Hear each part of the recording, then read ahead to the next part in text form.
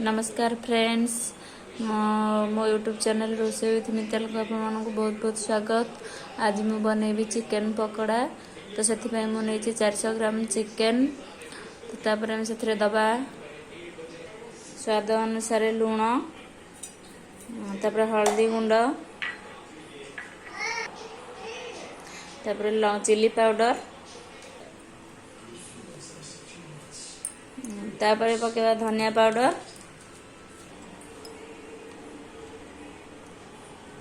तापर दबा चाट मसाला पाउडर, तापर दबा पुदीना पत्र अल्प टिके,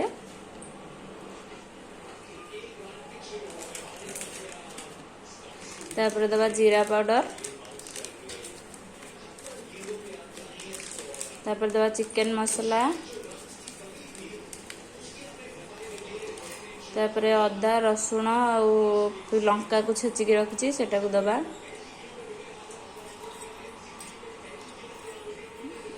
तापर फाळे लेंबू से चिपुड़ीबा।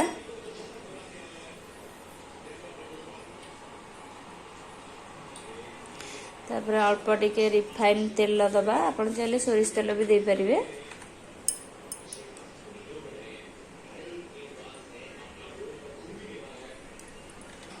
तापर दबा कॉर्नफ्लावर 3 चम्मच,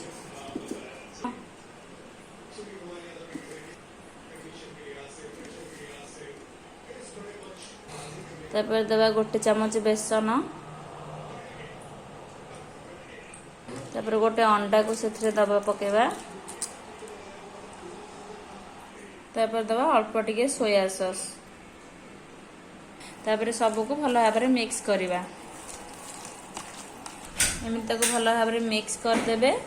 एथिरे आपण चाहिए फूड कलर पकई पारे। मुझे फूड कलर पकाउनी, आपन चाहिए पकई पारे। ए 15 मिनिट पर्यंत 15 मिनिट जाए रखीदे। तापर 15 मिनिट पर छाणवा। 15 मिनिट हो गला। एबे चिकेन टा भल भाव मैरिनेट हो गला। एबे ताको आमे छाणवा। प्रथम गैस फ्लेम को ऑन करवा, कढ़ाई बसेवा। कढ़ाई तेल भी रखी देइछि। तो तेल गरम होला पर एबे आमे चिकेन को छाणवा। तेल भल भाव गरम हो गला। एबे आमे चिकेन पकोड़ा को पकेवा।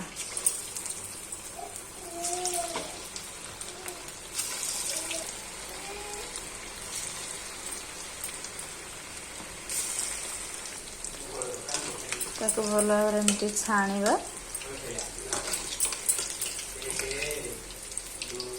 चिकेन टा जमी सीझ से बजा के ध्यान देवे। भलसे छाणवे। देखो पकोड़ार कलर टा धीरे धीरे चेंज हो आसला।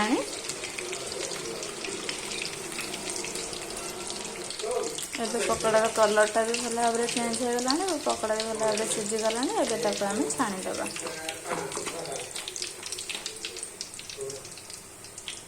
देखंतु मोर चिकेन पकोड़ा बनिकी रेडी।